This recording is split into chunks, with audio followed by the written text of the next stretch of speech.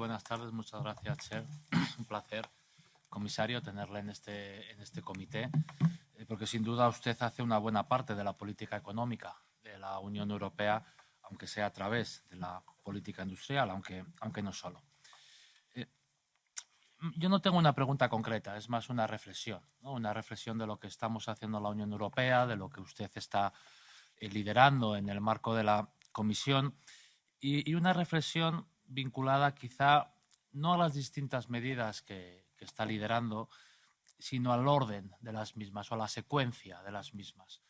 Porque en su intervención inicial, en la que estoy relativamente de acuerdo con muchas de las cosas que ha dicho, el orden es importante. Y me explico.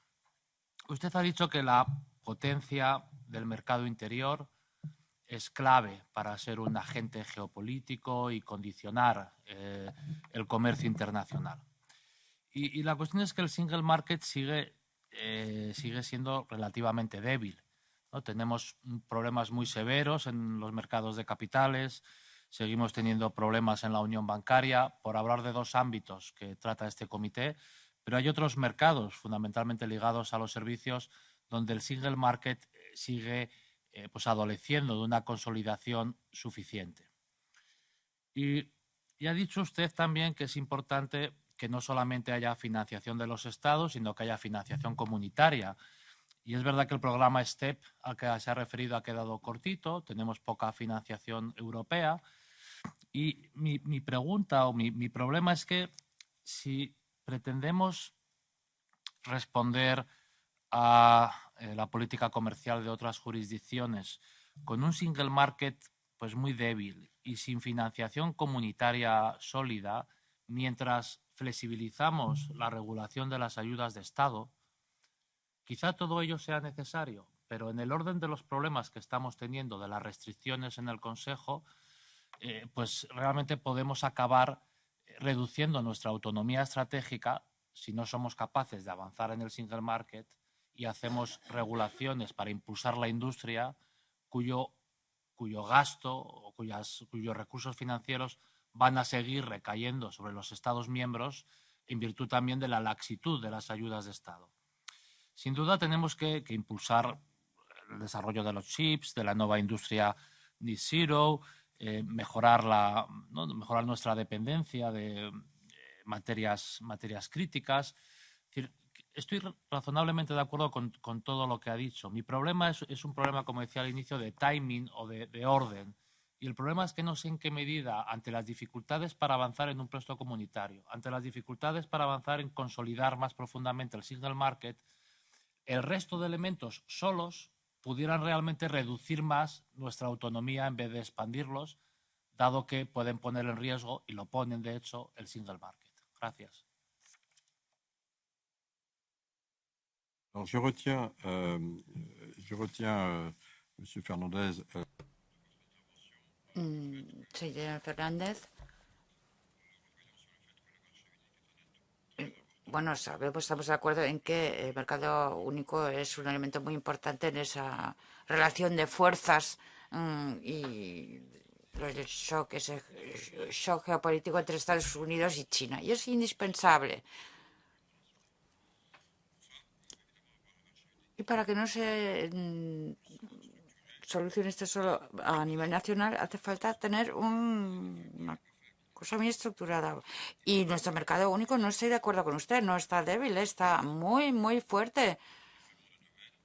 Hemos visto en muchísimos ámbitos. Tiene razón en una de las cosas. En cuanto al mercado de capitales, ahí estoy totalmente de acuerdo con usted. Hace falta que avancemos. Y me parece que... Bueno, ya hablamos también de la próxima legislatura, ¿eh?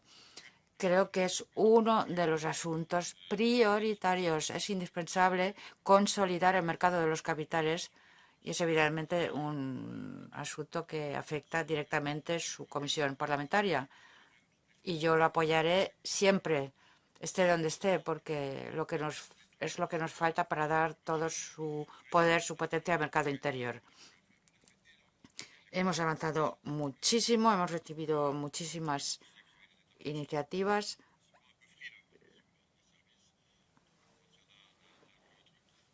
a veces los Estados miembros pues son un poco, dudan un poquito y los tenemos que empujar un poco, pero yo creo que ahí podemos avanzar también, pero ya hemos avanzado mucho. Y el mercado interior ha evolucionado de manera muy importante en los últimos años frente a las crisis, porque las crisis las hemos podido superar precisamente porque había mercado interior.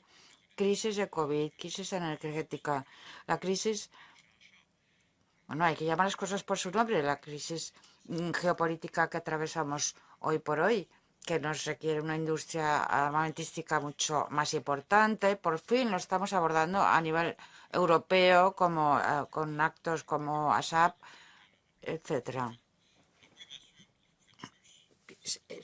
Sí, por supuesto, hay que hacer más en cuanto al mercado interior, en el mercado de capitales sobre todo, porque es la prioridad que no debemos olvidar. Porque si desapalancamos ese mercado, pues eso va a tener un efecto positivo extraordinario para nuestras industrias y las pymes. Y quisiera decir también lo que hemos visto en los momentos de crisis.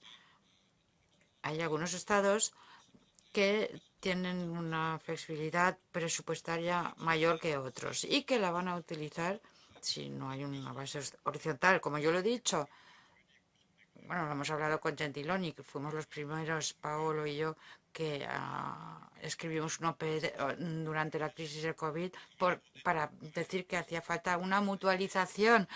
Escribimos un OPE durante la crisis energética y la necesidad de contar con una respuesta coordinada, contar con un instrumento horizontal que mutualice para evitar que algunos estados puedan usar su flexibilidad presupuestaria en detrimento del mercado interior. Pero si tomamos solamente la deuda fiscal como simple indicador, pues yo creo que no es suficiente porque algunos países tienen deuda. Bueno, yo no soy de los que dice que hay que tener deudas grandes. Yo siempre lo he combatido, incluido cuando fui ministro de Hacienda en mi país. Aún así, si miramos las cosas como están hoy por hoy, algunos países, como por ejemplo la defensa, que hubieran tenido que defender el X% de su PIB en defensa, pues no lo han hecho en 25 años. Si lo hubieran hecho, y estoy pensando en Alemania concretamente, pues tendrían 500.000 millones más de ayudas.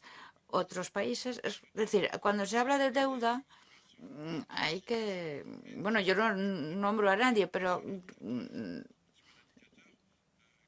no es un indicador que caracteriza a los países miembros de buena gestión, porque la buena gestión también tiene que ver con el interés general y la política de defensa y las políticas medioambientales y la cantidad de CO2 que se emiten para tarificar eso. Eso también es una deuda, entre comillas. No es una deuda financiera, pero es una deuda que legamos a las generaciones futuras. Yo lo he calculado desde el 2000 cuál es la deuda CO2 de cada país. Y se puede incluso tarificar. Bueno, eso cambia completamente las cosas. Lo que quiero decir con esto es que hay que dejar de oponer los buenos y los malos, los frugales o los gastadores. Todos han hecho cosas bien y cosas no bien. Así que hay que avanzar sin oponernos los unos a los otros, o al menos es lo que intento hacer yo en el marco de mis responsabilidades.